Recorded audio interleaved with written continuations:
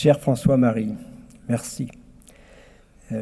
Cher Bernard Molga, cher directeur, chère directrice, à vous tous, à vous toutes.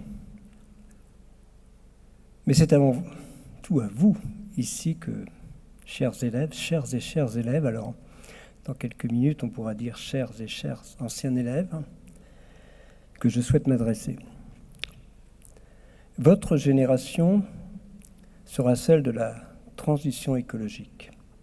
Alors je ne vais pas plagier notre président, Emmanuel Macron, entre les deux tours, lorsqu'il a dit à Marseille « Mon mandat sera écologique ou ne sera pas », mais je souhaite vraiment dire cette conviction que votre promotion, votre génération, sera celle de la transition écologique. Alors, quand on parle de transition écologique, c'est quelque chose de très large. En fait, c'est tout le modèle de fonctionnement de nos sociétés. Bien sûr, c'est le climat, j'en dirai quelques mots, c'est la biodiversité, tout ça est lié, c'est la pollution, notre environnement, l'accès à l'eau, c'est notre vie de tous les jours, c'est aussi, au-delà de l'environnement, tous les problèmes sociaux, sociétaux, bien sûr les aspects économiques. Donc c'est cela la transition écologique. On peut parler plus de transition socio-écologique. Évidemment, vous n'échapperez pas à quelques mots sur le climat. Ce que nous vivons aujourd'hui, en termes de rythme de réchauffement, 0,2 degré par décennie, ce n'est pas une année après l'autre, mais une décennie après l'autre. En termes d'accélération du niveau de la mer, entre 3 et 4 mm au cours des 10 dernières années par an, entre 1 et 2 mm au siècle dernier.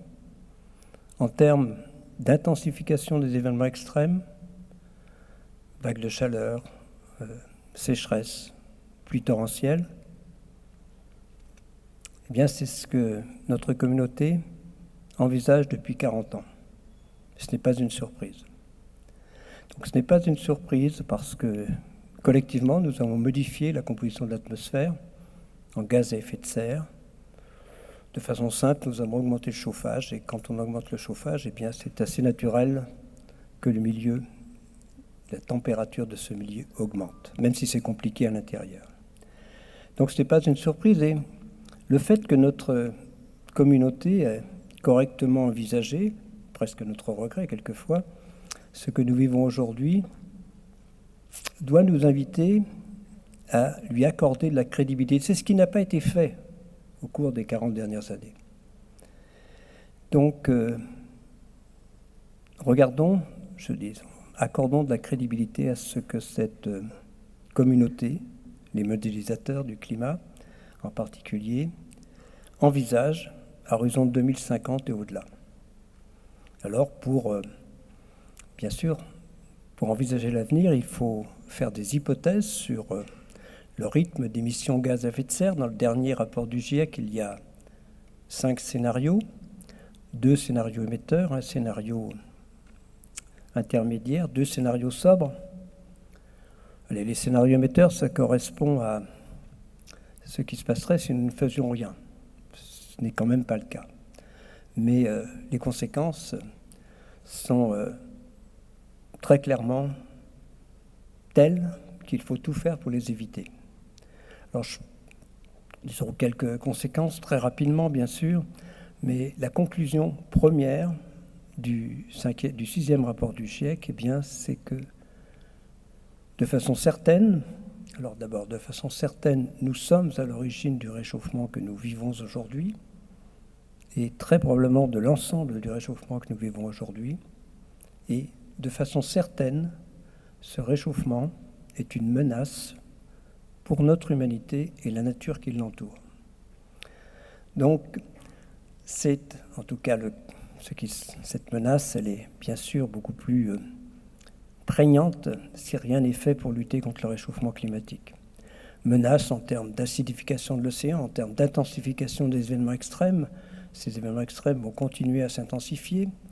En termes de phénomènes irréversibles, c'est le cas par exemple de l'élévation du niveau de la mer, Dans le cas de scénario émetteur, elle pourrait atteindre 1 mètre d'ici la fin du siècle, mais se poursuivre pendant des siècles, voire des millénaires, au point d'une fonte totale du Groenland, et bien que ce sont 7 mètres d'élévation du niveau de la mer. D'autres phénomènes irréversibles, mais aussi la nature qui nous entoure serait extrêmement touchée. Alors voilà, dans perte de biodiversité, modification des écosystèmes, bien sûr, tout cela, la pollution, l'aridification de certaines régions, donc, et avec à la clé, évidemment, de l'insécurité alimentaire. Donc, la nature aussi est très sensible. Et puis, notre humanité, eh bien, est aussi, bien sûr, je dirais que tous les animaux aussi, toute la faune, la flore qui nous entoure, est aussi sensible que nous à ce réchauffement climatique. Nous le sommes. Nous sommes peut-être trop centrés en termes de réchauffement climatique.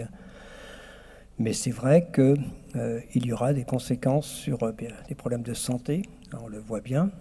Je crois qu'on a évalué à 11 000 décès supplémentaires pour l'été dernier en France. Des problèmes d'insécurité alimentaire dans certaines régions. Des problèmes, bien sûr, de migration, parce que quand on a de l'insécurité alimentaire, des événements extrêmes à répétition, ou dans le cas des régions côtières, des risques de submersion, eh bien, on est pratiquement forcé de quitter l'endroit où l'on vit. Voilà, et puis, surtout, et ça a été souligné par François-Marie, une des conséquences principales, premières, du réchauffement climatique, c'est le risque d'accroissement des inégalités. Donc, ça a été cité, inégalités entre pays riches et pauvres, entre riches et pauvres. Simplement rappeler que, eh bien, disons, les 10% les plus riches de l'humanité émettent, disons, beaucoup plus que émettent 40%, entre 40 et 50% des émissions, donc au niveau planétaire.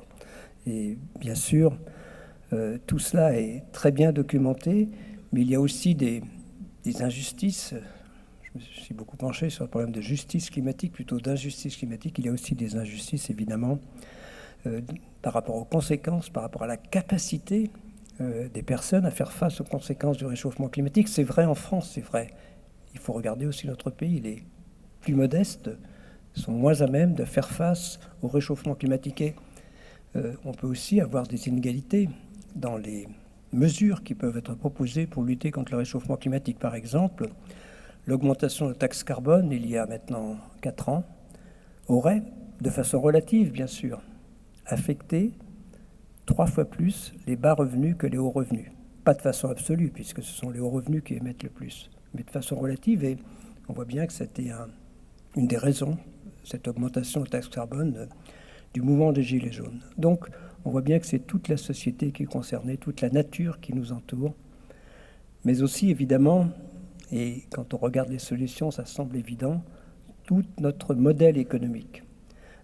Voilà, donc, maintenant, ce qu'il faut faire, eh bien, on le sait. On le sait depuis la Convention climat, on le sait en tout cas depuis l'accord de Paris, puis Copenhague. On sait que l'accord de Paris, c'était on va limiter le réchauffement climatique à 2 degrés, alors c'était voire 1,5 degré.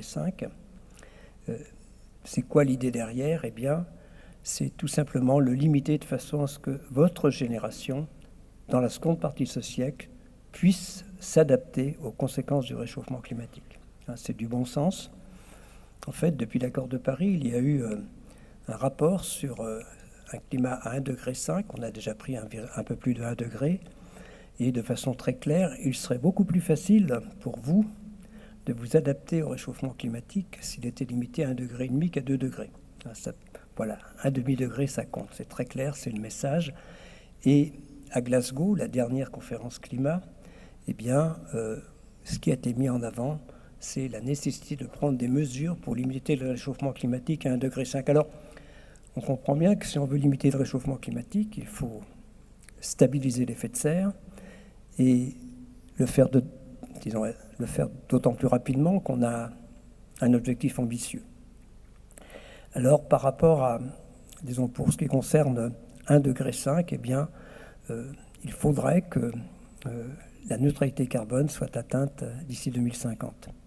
C'est très ambitieux. Alors, ce qui est intéressant, c'est qu'à peu près 120 pays ont adopté d'une façon ou d'une autre cet objectif de neutralité carbone à horizon 2050, 2060 pour la Chine, 2070 pour l'Inde. Donc, c'est pas si mal. C'est pas si mal dans les textes, c'est beaucoup moins bien dans la réalité.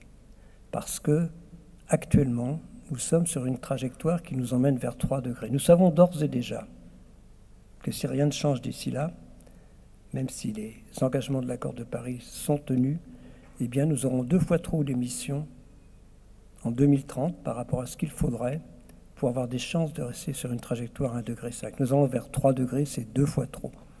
Voilà, donc c'est maintenant qu'il faut agir. C'est pas la prochaine décennie, il faudra aussi agir. On n'a pas 3 ans pour agir. On a 30 ans, on a 40 ans pour agir. Voilà, il faut atteindre cette neutralité carbone. Alors, ce que je voudrais vous dire, je voudrais terminer par un peu d'optimisme que j'ai toujours. Cette transition, c'est une chance. D'abord, cette transition, lorsqu'elle sera réussie, je suis persuadé qu'on ne peut pas ne pas la faire. C'est-à-dire que ne pas l'accepter, ne pas la faire, c'est accepter que le réchauffement se poursuive indéfiniment. Et ça, c'est inacceptable.